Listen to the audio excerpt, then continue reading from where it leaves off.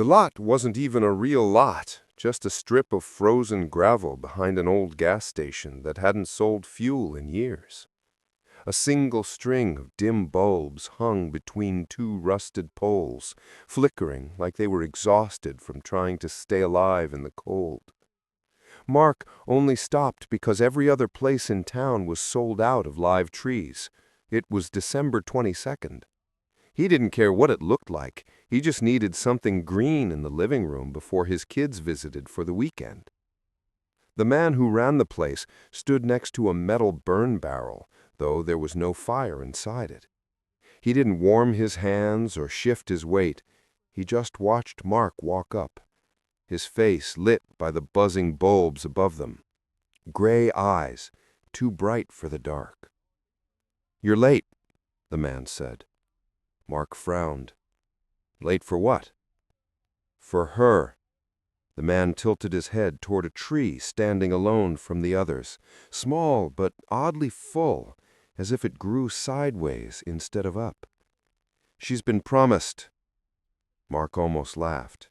"It's a Christmas tree, not a wedding dress." The man didn't laugh back. Something tugged at Mark, unease or guilt or something stranger. And before he could think it through, he found himself lifting the tree, placing bills into the man's cold, unmoving hand.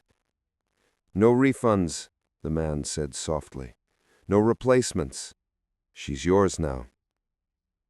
At home, Mark set the tree in the corner. It smelled wrong. Not bad, just unfamiliar, like wet soil after a storm mixed with something metallic. He brushed his fingers through the needles. They trembled, almost shivering under his touch. He stepped back. The lights flickered. Somewhere in the house, a thin scraping noise traveled along the baseboard, like something exploring.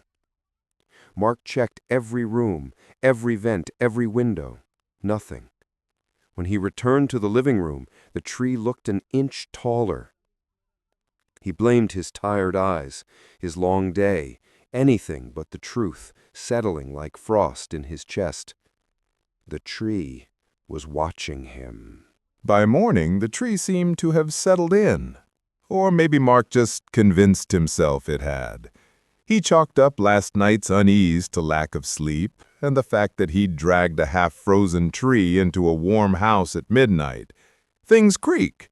Wood expands. Nature acts weird.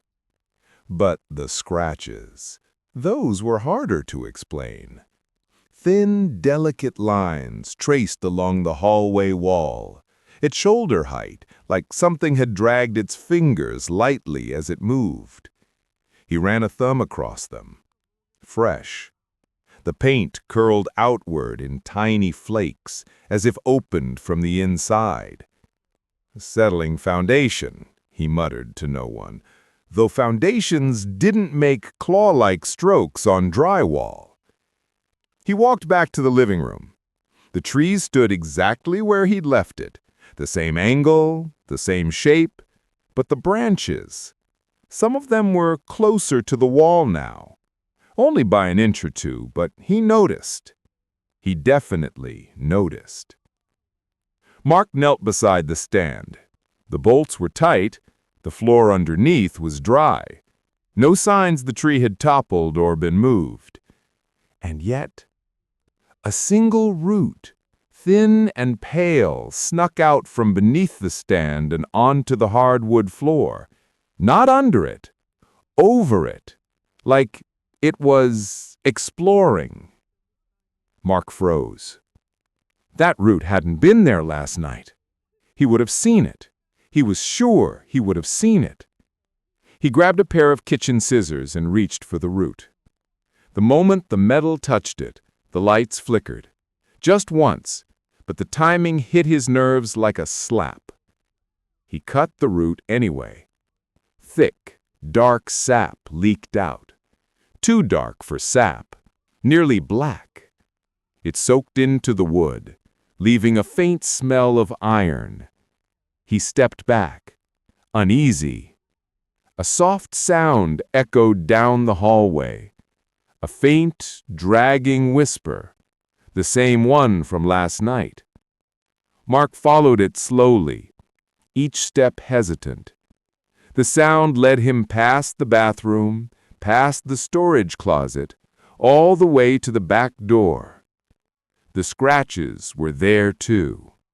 Longer this time, deeper, running from the floor halfway up the door frame. Something had been searching or reaching. He turned back toward the living room. The tree seemed taller. Not by much, but enough. Something was happening inside his house, and it was no longer subtle. By afternoon, the house felt colder. Not from the thermostat, Mark checked it twice, but from something quieter, heavier, like the air itself had thickened. The tree didn't move while he watched it, but every time he turned his back, he felt a shift in the room, a subtle change in weight. That evening, he made a decision. A stupid one, maybe, but one he felt cornered into. He went to the garage, grabbed a small handsaw, and returned to the living room. The tree stood still, needles glimmering under the string lights he'd added that morning, lights that now flickered with an uneven pulse. "This is ridiculous," Mark said aloud, mostly to convince himself. He knelt and began sawing through one of the lower branches, the thickest one. The wood was tougher than it should have been, dry but not brittle, more like he was cutting bone than bark. When the branch finally snapped free, the tree shuddered. Not from the force, he felt it. A ripple, like something alive, adjusting itself. A dark bead of sap formed at the cut, then another, dripping heavy and slow. Mark dropped the saw and backed away. He took the severed branch outside, tossed it into the yard waste bin, and shut the lid hard enough to echo across the driveway. Inside, the house seemed quieter, too quiet. He told himself the worst was over. It wasn't. Around midnight, a sharp tapping woke him, a faint, rhythmic tick, tick, tick from downstairs, like someone drumming their fingers along the wall. He grabbed a flashlight and crept to the living room. The tree stood where he'd left it, but the branch she had cut off was back. Not reattached, regrown, perfectly, seamlessly, not even a scar. Mark stepped closer. His breath fogged in front of him, inside the house. He crouched and touched the spot where the cut had been. Smooth, warm, almost a pulsing. The tapping sound returned, somewhere behind him. He swept the flashlight across the walls and stopped short. Scratches raced up the staircase now, thin lines curling and branching like roots searching through soil. He turned back to the tree. It absolutely was taller, and this time the top bent toward him as if acknowledging him, as if listening, as if waiting. By the next morning, Mark had decided he needed answers. Not a newsstand, not new lights, not some DIY solution to a tree behaving like something out of a nightmare. Answers. He drove back to the abandoned gas station. The lot was empty. No burn barrel, no string lights, no footprints in the snow. No sign anyone had ever sold trees there at all. Just a strip of frozen gravel and the wind humming through a broken vent. Mark stood there, breath steaming, thinking maybe, just maybe, he'd imagined the whole thing. Stress could do that. Holidays could do that. Grief, loneliness, exhaustion, take your pick. But when he turned to walk back to his truck, a voice behind him said, "You shouldn't have cut her." Mark spun around. The man from the lot stood a few yards away, his long coat unmoving in the wind, his boots leaving no imprint in the snow. His gray eyes seemed brighter than before, like frost catching sunlight. "You shouldn't be here," Mark said, pulse racing. "You shouldn't have touched her that way." The man's voice was soft, but it landed like a weight on Mark's chest. "She remembers every harm." Mark took a shaky breath. "Who are you?" "A caretaker. Nothing more, nothing less." "For what? A tree?" The man blinked slowly. "She's older than a tree. You know that. You felt it. And now she's waking up faster because of what you did." None of this made sense. But something in Mark, some instinct older than reason, knew arguing wouldn't help. "How did you find my house?" Mark asked quietly. The man tilted his head. "She told me."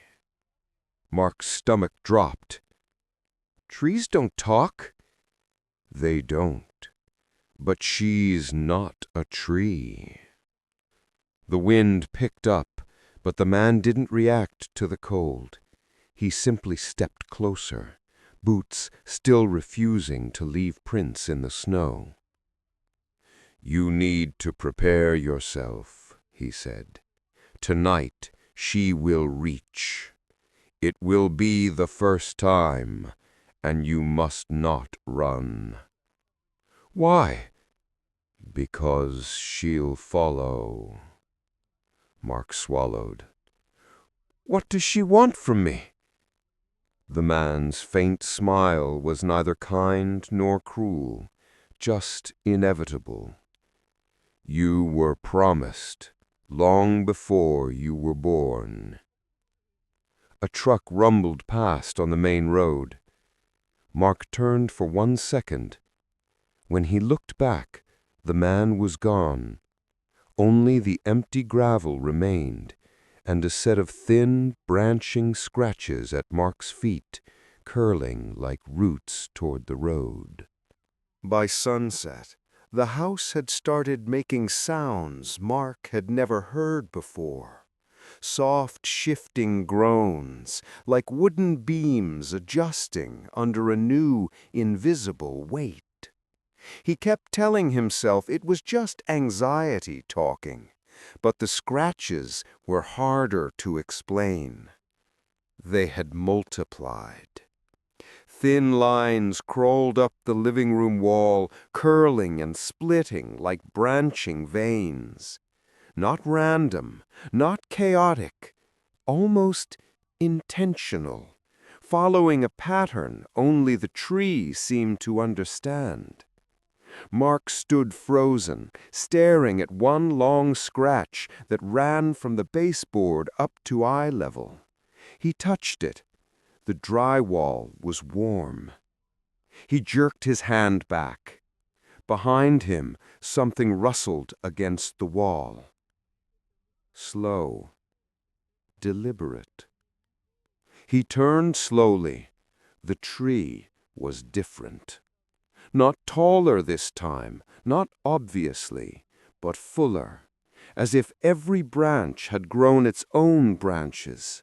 The needles shimmered with a strange sheen, like dew that hadn't been there a moment ago. Mark stepped closer, heart pounding. A root, thicker than the one he'd cut the day before, now rested on the hardwood floor, curled like a sleeping snake. It pulsed faintly, keeping time with something deep within the trunk. No, no, no, no! He grabbed the root and pulled. It didn't budge. He pulled harder. The root flexed, resisting like a muscle. When he yanked with all his weight, the tree shivered, an unmistakable tremor that traveled from base to crown. And then the lights went out. The house fell into darkness, so complete it felt solid. Mark's breath echoed in the silence. His hand searched for his phone, his flashlight, anything. Behind him, something scraped against the wall. Slow, deliberate. He turned around, fumbling for a switch. The lights flicked back on, weak but enough to see. The tree had moved. Not far, barely a foot, but enough that Mark knew he hadn't imagined it.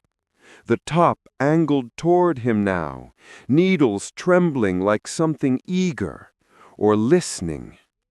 Roots spread outward from the stand, visible now, crawling in thin lines across the floorboards like they were mapping the house, claiming it inch by inch. Then he noticed something worse. A root was moving toward the hallway, slowly, steadily, purposefully, as if it knew exactly where he slept. Mark backed away until his shoulders hit the wall. His pulse pounded in his ears. The caretaker's words echoed in his mind. "Tonight she will reach, and you must not run." But as the roots crept farther out, twisting toward the stairs, one truth settled into Mark's bones like ice. Running might not even be an option anymore. That night, sleep was impossible. Mark lay fully dressed on top of the covers, flashlight in one hand, a hammer in the other. Not that a hammer would do much against a tree that grew back when cut. The house felt alive, not metaphorically, literally. The air had a slow, rhythmic push to it, like the whole structure was breathing in shallow, measured breaths. Around 2 a.m., something shifted downstairs. A soft thump, then a dragging sound. Not fast, patient.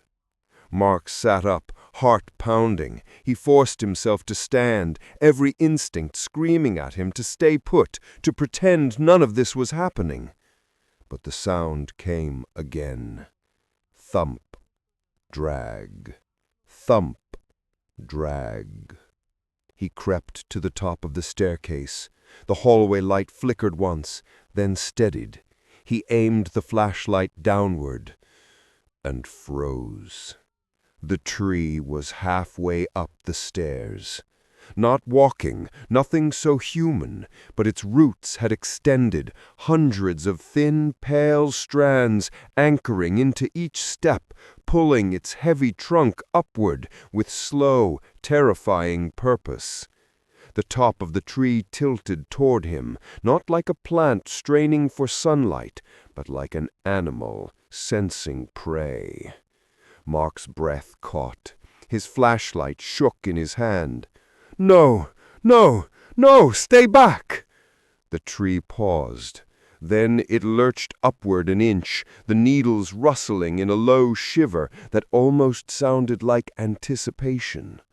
Mark stumbled backward into his bedroom and slammed the door. He shoved a dresser in front of it, then a chair, then a box of old textbooks. His hands trembled so violently he dropped the hammer twice.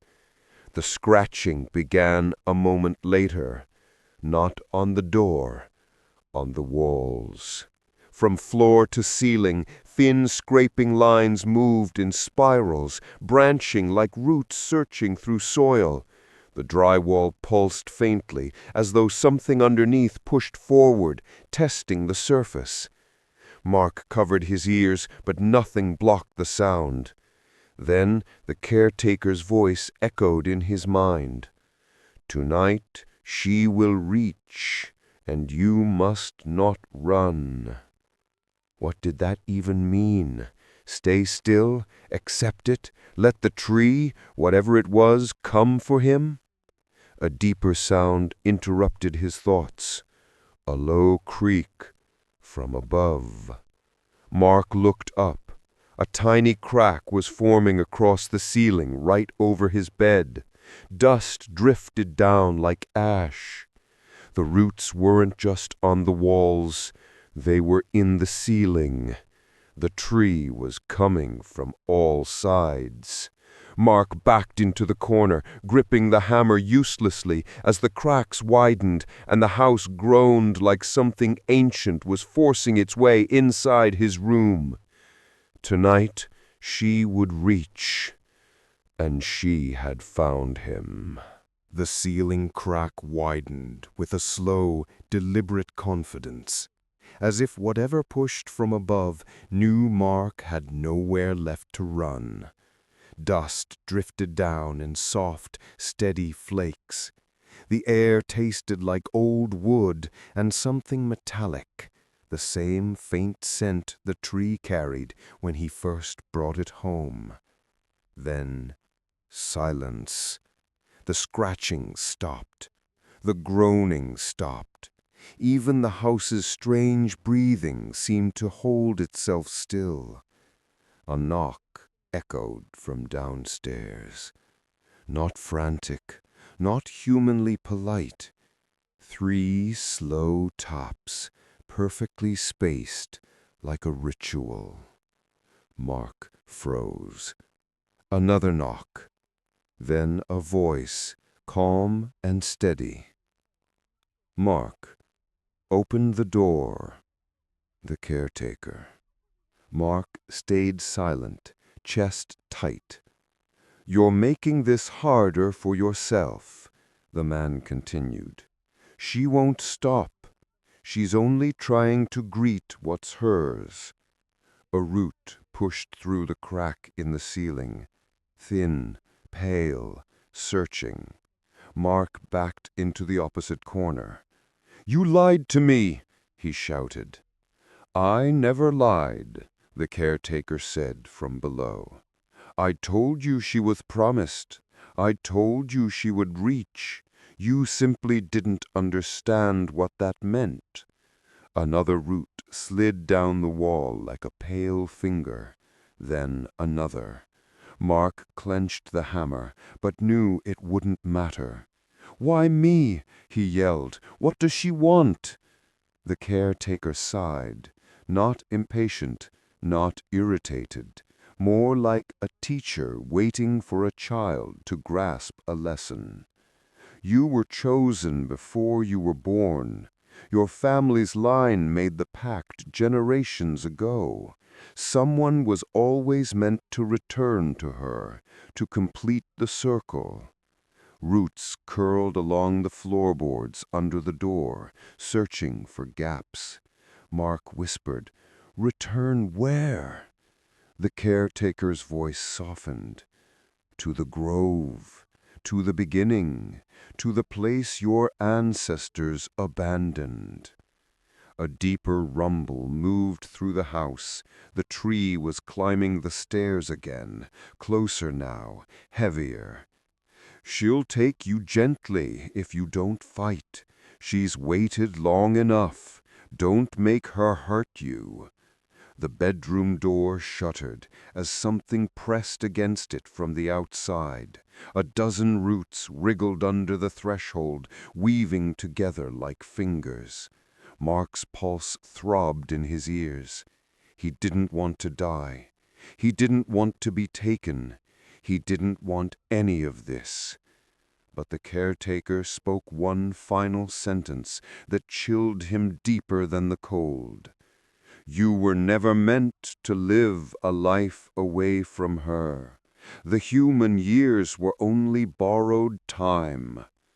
The roots pushed harder, the door creaked, the ceiling groaned, the tree had almost reached him, and Mark realized something terribly clear.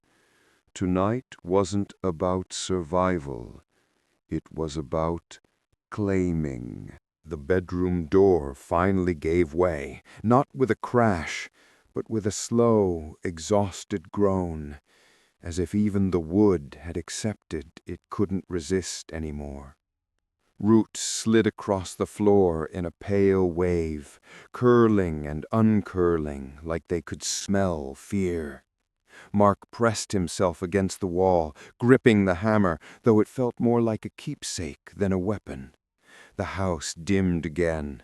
The lights pulsed weakly, struggling against something far older and stronger than electricity. Then the tree appeared in the doorway.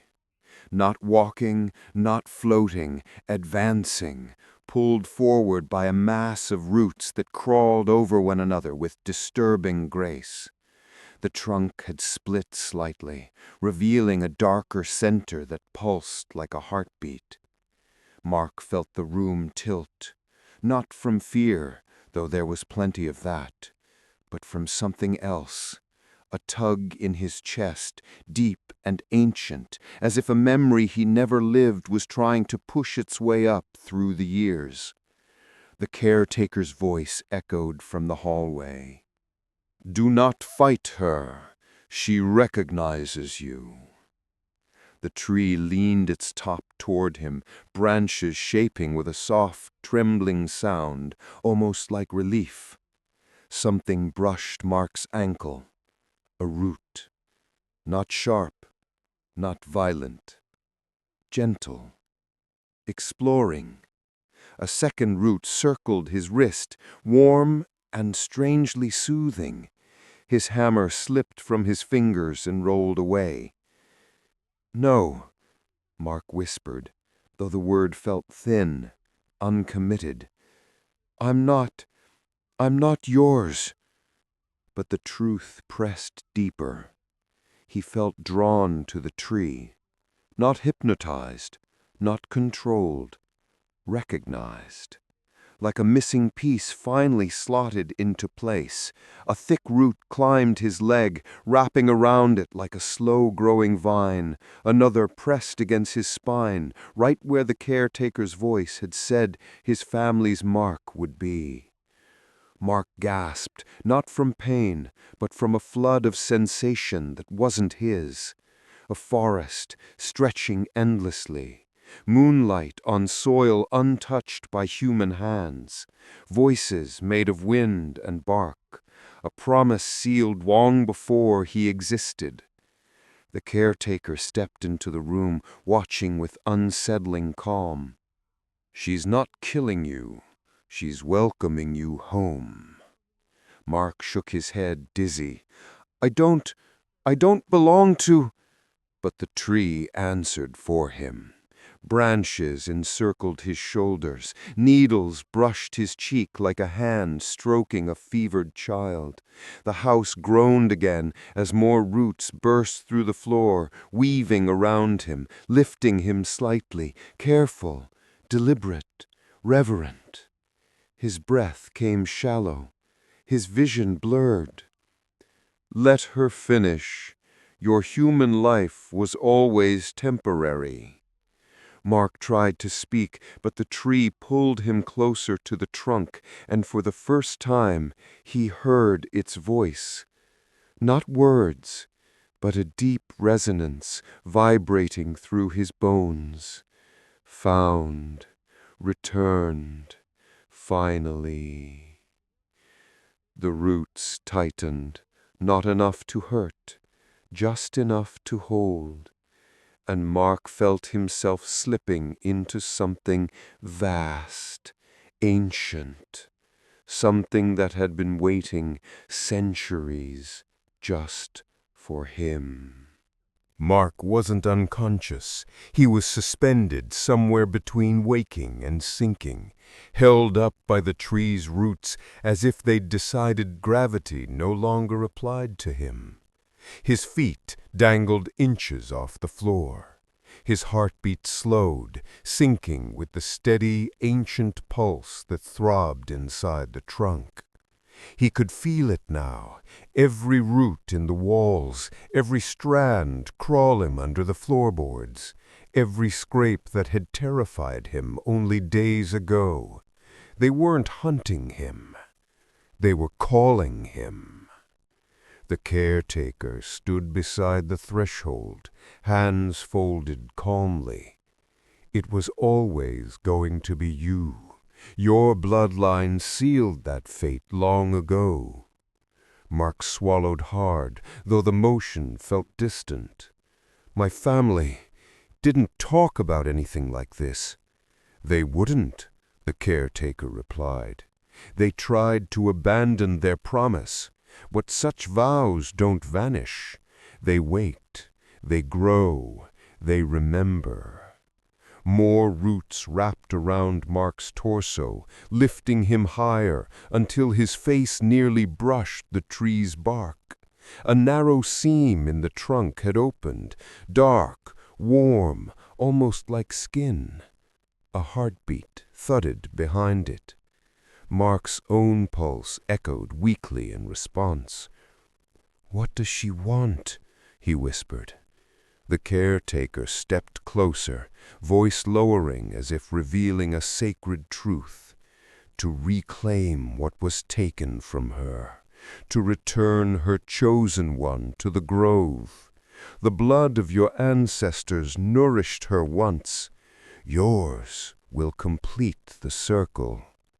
Mark struggled weakly, but the roots held him gently, almost lovingly.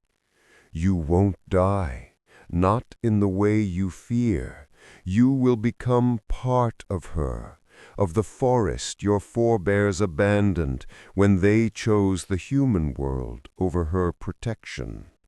The tree pressed him closer to the seam in the trunk. A warmth radiated from within, pulling him in like a tide. You were promised before your first breath. The seam widened. Inside, something glowed faintly, amber, pulsating, alive. Mark felt a tug deep in his spine, as if something inside him recognized the light, longed for it, wanted to return to it. "No," he whispered, forcing the word through rising warmth. "I'm not hers. I'm not—" But his voice failed, because part of him did know her, not from memory, from blood. From whatever ancient pact his family had tried to erase. The tree's branches cupped the back of his head, as tender as a mother guiding a newborn. The caretaker watched with quiet reverence. "It is almost done," he murmured. "In the final moment, you must not resist. If you do, she will take you with pain instead of peace." Mark's breath hitched as the light swelled. The roots tightened. The seam opened. And the tree began to pull him inside. The tree pulled Mark toward the glowing seam, slowly, steadily, with the confidence of something that had waited lifetimes. Warmth wrapped around him, thick and soft like moss in deep forest shade. His heartbeat slowed again, sinking with hers, falling into an ancient rhythm he had no memory of, but somehow understood. "Do not resist," the caretaker whispered. His voice trembled for the first time.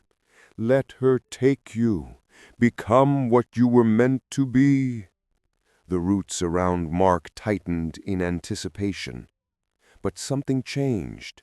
The light inside the trunk flickered, not brightly, violently, The glow pulsed erratically, like a heartbeat skipping, fighting, rejecting. A harsh shudder ran through the entire tree, shaking the walls, rattling every loose nail in the house. The caretaker stiffened. "No, no, this isn't right."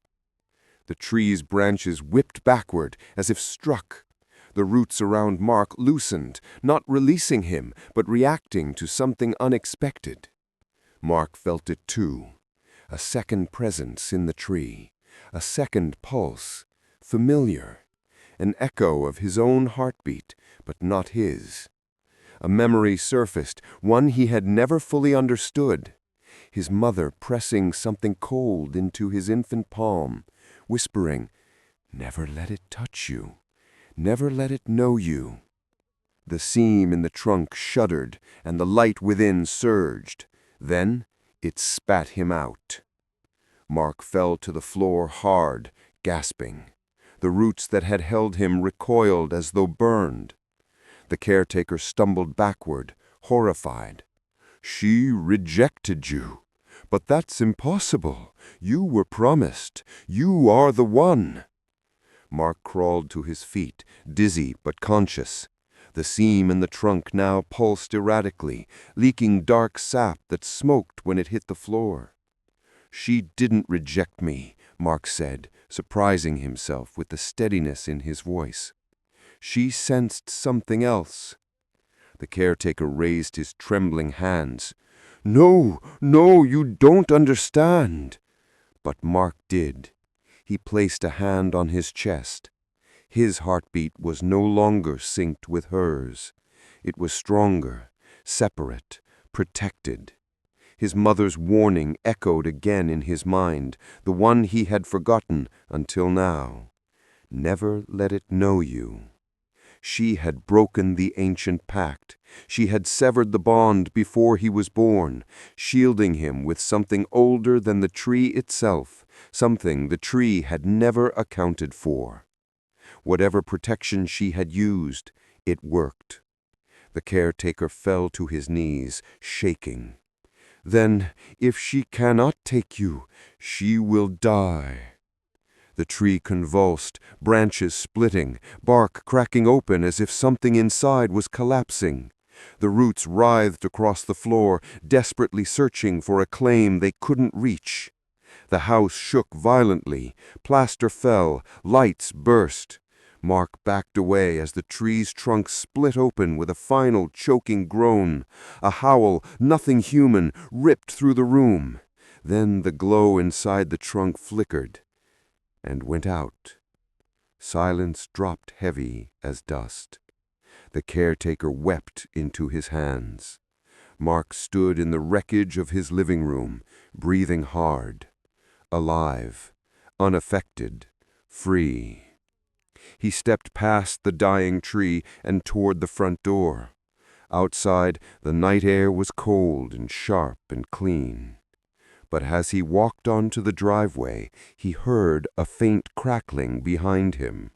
From the fallen tree trunk, small fragments, twigs, needles, slivers of bark were pulling together on the floor, reassembling, growing, not into a tree, into a shape.